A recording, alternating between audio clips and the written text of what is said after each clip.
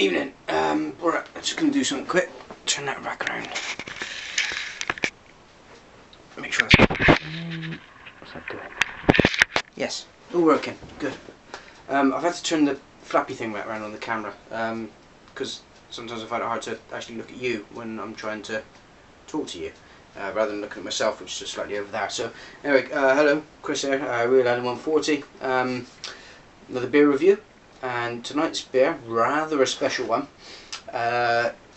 It's the Hardknott Aether Blaec 2011 Epsilon, which is a stout beer aged in a 28-year-old Speyside whiskey cask. 8.5% in the volume. It says serve at room temperature in an oversized wine glass.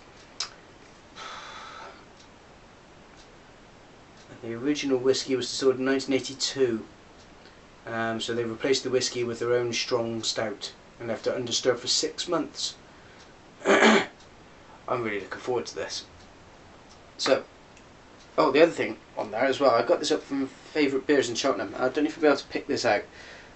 That label there, it says number 546 of 636. So, not many of these made.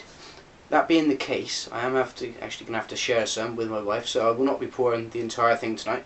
It is a Monday night, but, you know, 8.5%. I've got a Mighty Atom out there I might drink later. I haven't tried that yet. That's 2.8%. It'll balance out, and if not, then I might have a bit of a headache in the morning.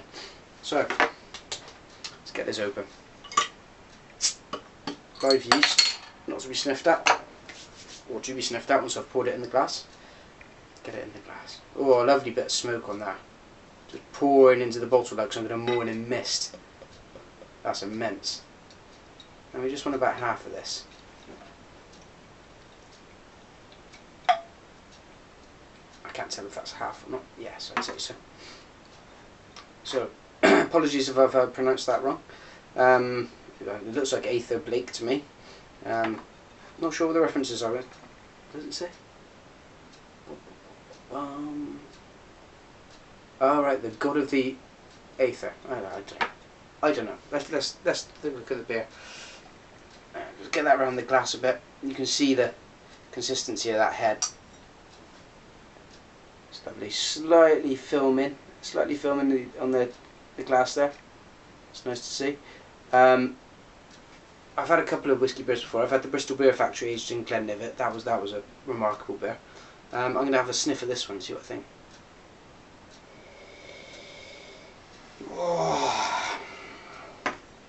There's an enormously powerful stout in there. That's the first thing that gets you. What gets you after that is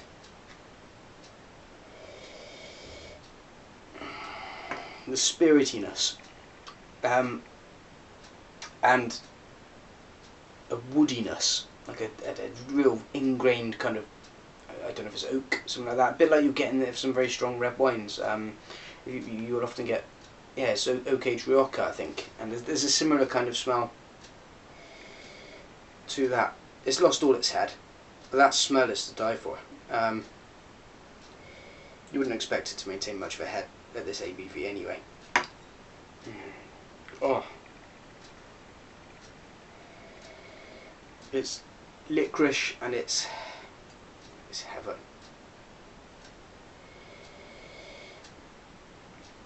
Oh. Just the tinge of the kind of chocolatey malts in there. This isn't going to be a sweet stout. This is going to be, it feels like it's going to be something all powerful.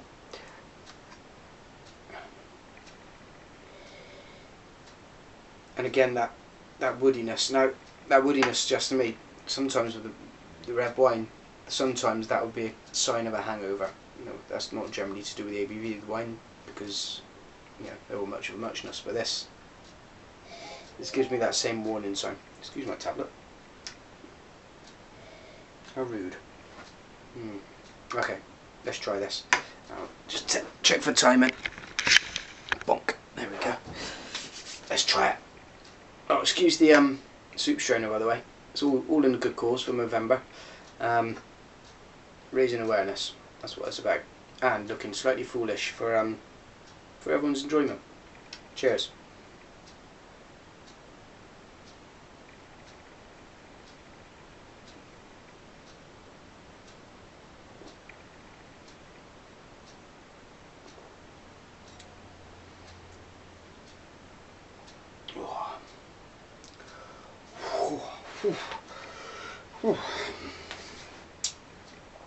Wow.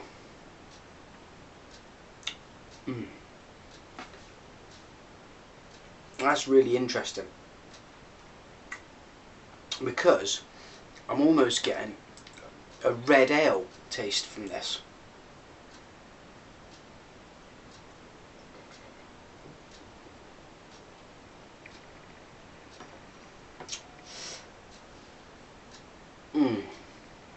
Oh, so good. There is a real alcohol burn in there. I'm not normally a fan of red ales, but this is pimped up so much, and it's got that lovely kind of licoricey base in there. Oh, it's making everything tang. Does feel like it's taking the enamel off my teeth a bit, I'm not going to lie to you, but then it is 8.5%. So, you know, what's this? Of course this.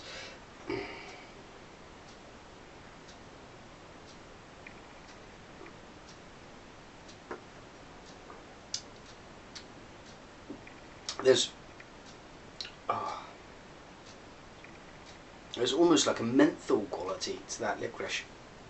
It's very odd, but very, very tasty. It's almost like it's built of component parts that I don't necessarily like all that much. That, you know, because I don't particularly like whiskey as a standalone thing. Don't particularly like red ales. I quite like stout generally, but not Christmas puddingy things. You know, I like things like milk stout, stuff like that. This is really odd. You know, like I say, built out of all the stuff I don't like and made into something that I actually do.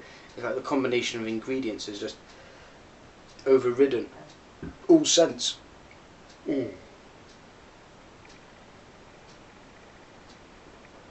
Well, I think the wife's going to like that. She likes Scotch, so it'd be interesting to see what she takes out of this. If you are a fan of Scotch and you've had this, then let me know what you think down below. If you haven't had it and you can get hold of it, I recommend it heartily. Let's give it a rating. I think for me, situation wise, you're not gonna come across this all that often, so you're gonna want to take advantage of it where you can get it. And if somebody offers this to you as a nightcap, take their arm off. Really, really excellent.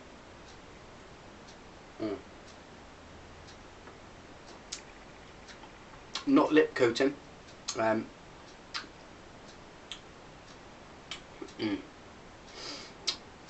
Yeah. Oh god, that's so good. I've got to go with a 9 on this. I think that this is a really, really well balanced beer, despite having some enormously powerful kind of sections to it. Alright, well, thanks for joining me. I'll see you again soon. Don't vlog as much as I used to, but then who does? Okay, thanks and cheers.